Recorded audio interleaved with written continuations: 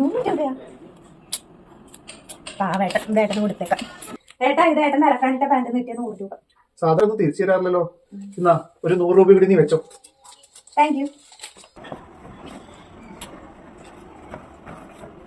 500 രൂപയാ? ഇതേട്ടൻ കൊടുത്താ ഇന്ന് അലക്കാനിട്ട പാന്റ് 500 രൂപ കിട്ടിയത്. 500 രൂപ ഉണ്ടായില്ല.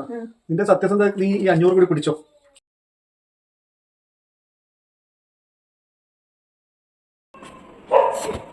ഒന്നുമില്ലേ?